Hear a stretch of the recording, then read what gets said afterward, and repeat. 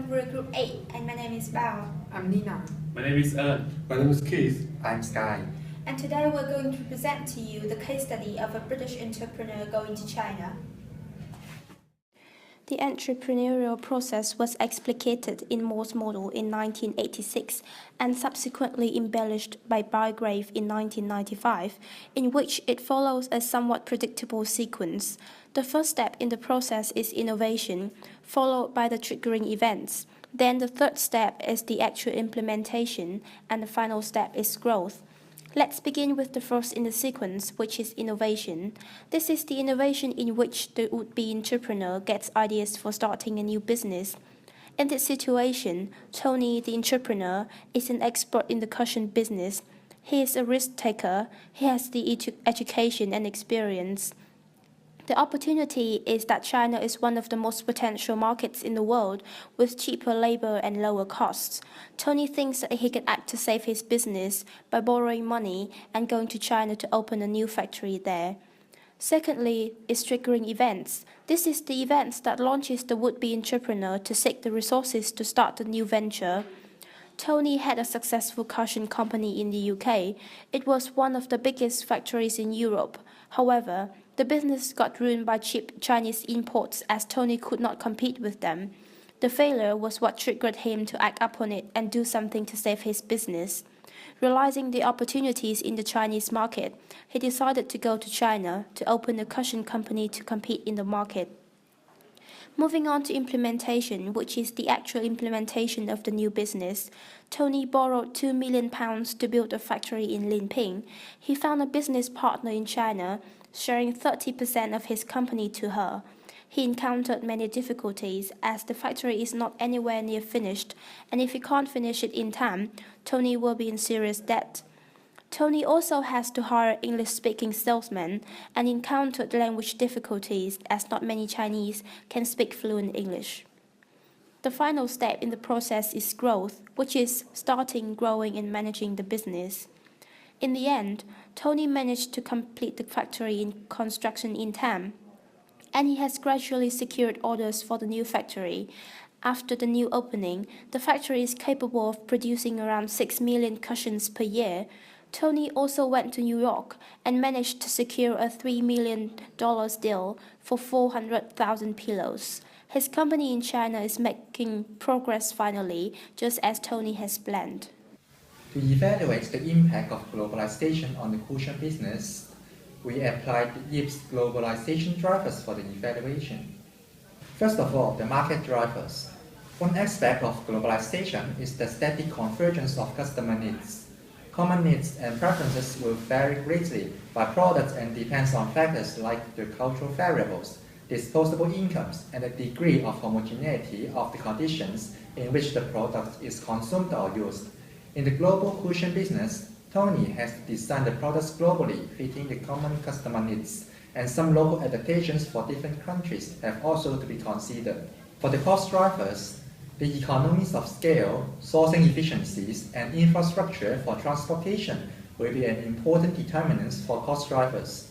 In this case, comparing with the UK, the logistics networks in China can also satisfy the requirement of global transportation and offer cheaper labors and resources for cushion business. Therefore, Tony chose to build his cushion business in China because of the lower cost production. For the competitive drivers, considering the degree of total industry sales which are made up by export or import volume, the diversity of competitors in terms of their national origin, and created an interdependence between the competitive strategies in different parts of the world, also affect the globalization potential of an industry. So we can see that globalization has reduced the barriers of selling between countries. So small businesses are able to enter the cushion market easily, so the competition will be more intensive. For the government drivers, the globalization drivers such as the presence or absence of favorable trade policies, technical standards, policies and regulations, and the government-operated or subsidized competitors or customers affect all other elements of a global strategy and are therefore important in shaping the global competitive environment in the industry. China has adopted policies which are welcome to foreign investment. This provides a suitable environment for the global investment. Therefore, Tony is able to build his business in China with lesser constrictions. As a result, we can see that many industries in China are invested by foreigners. Linping, located in Hangzhou, China, where is the textile capital. And as Tony mentioned in the video, the city is in the heart of China's vast textile industry. So in Linping, there are cheap but skilled manufacturing workforce, which is the main reason to attract firms to establish their business. The other important reason is its location, which is in the Hangzhou Bay region. Since textile and cushioning industry is always being exported, near the Bay region makes the export easier. As a result, the logistic cost could be reduced. There are several reasons why British entrepreneurs go to China. One of the reasons is because the strategy fit. China has the country-specific advantages, CSAs, which the labor force, comparing to British, is fairly low. Besides the labor force, the cost to set up a new company, for example, a rental fee, the construction fee, is rather low as well. According to Michael Porter's National Diamond Analysis, the source of China's competitive advantage could be the factor conditions, such as the labor force. In addition, according to Michael Porter's 5 force, efficiency can also be obtained since there are operational and cost efficiencies in China. Based on the cage theory and under the economic distance for industrial level, the labor and other factor cost differences are obvious in the cushioning industry. Based on Yip's 1992 microenvironment and globalization drivers, the cost driver, which is the sourcing efficiency, or it can refer to low-cost production, could also be the reason why British entrepreneurs go to China. Here, we applied several frameworks to see the reason they chose to go to China. Overall, since the cushioning industry needs mass labor force, so the cheap labor costs become the main advantage of going to China. Besides, since Linping is the heart of China's vast textile industry, there are many textile firms located there, which we call industrial clustering. It is easier to share and to gain information because the firms are all close to each other. Also, the firms can share things like the infrastructure expense together to reduce the overall cost. And overall, the main goal of industrial clustering is to reach cost advantages. To do internalization, there are strategy theory such as sequential theory, network theory, internationalization theory, but the theory that I'm going to apply in this case is economic theory or OLI model by John Dunning. In this theory, there are 3 forms of market entry: licensing, export, and FDI. I'm going to tell you how different forms of market entry get different advantages. So we have ownership advantages, internationalization advantages, and location advantages. Okay, when we do licensing, we got only ownership advantages. When we do export, we got ownership and internationalization advantages. And when we do FDI, we got all 3: ownership, internationalization, and location advantages. So in this case, Tony got a problem with the cheap cushion from China, so he need location advantages to overcome this competition. He can't export anymore. That's why he decided to do FDI. Tony decided to do FDI and he got all 3 advantages. The first advantages is ownership advantages, which is competitive advantages such as his own brand, his own production technique, and entrepreneurial skill. Internationalization advantages such as his own production line, no one can copy his product, and he has a quality control. And the last one is location advantages, When he decided to go to Linping, which is textile city, maybe he can get a high quality and low price fabric. And also the labor in China is very cheap and there are lots of labor there. But he had to spend a lot of money and take a lot of risk. That's why he find a Chinese partner to build a factory for him. When we look at FDI in more detail, we can divide it into three types. So we got joint venture, wholly owned subsidiary or greenfield project, and merger and acquisition. Tony decided to do greenfield projects because he got a fully control in his business. He can protect his own know-how and he has one goal in his business. But the disadvantages are expensive, high risk, and maybe he got a political problem because he has to do business in a foreign market.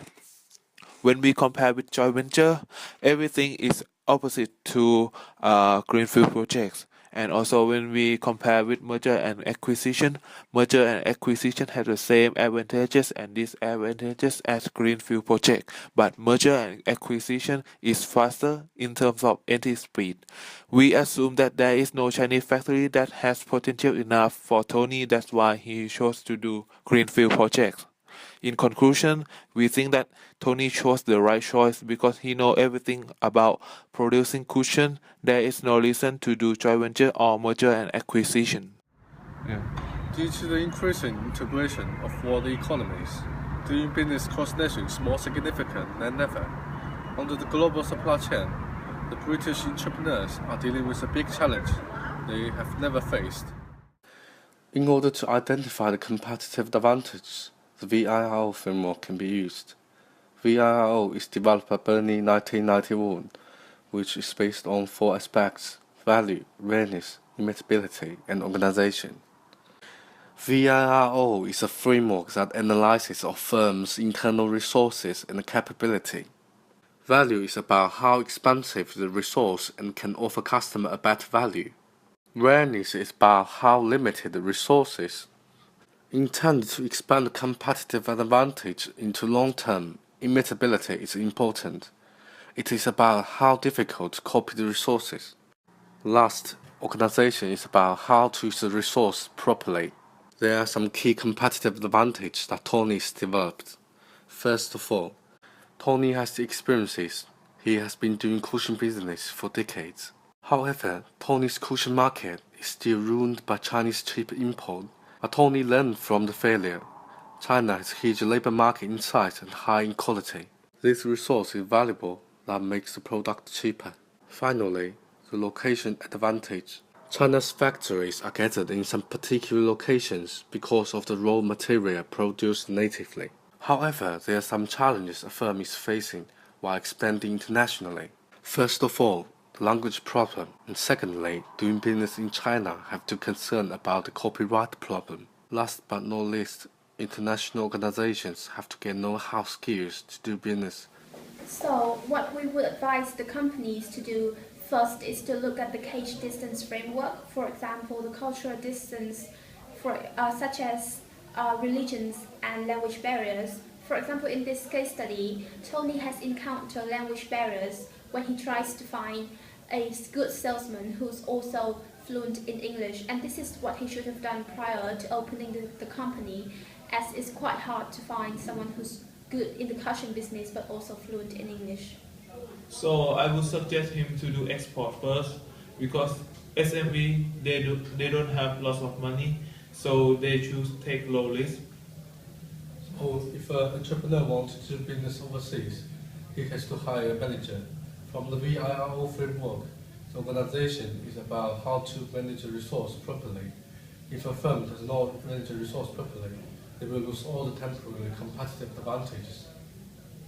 I would suggest that they think about the cost of transportation, because some industry rely on export and import very much. Like the case, Tony's industry, the cushion industries, rely on export very much. So the location he chose is near the Bay region, which can reduce the cost of transportation. Last of all, the incoming business have to consider about the regulations in China. Otherwise, they cannot run the business fluently and may get in trouble.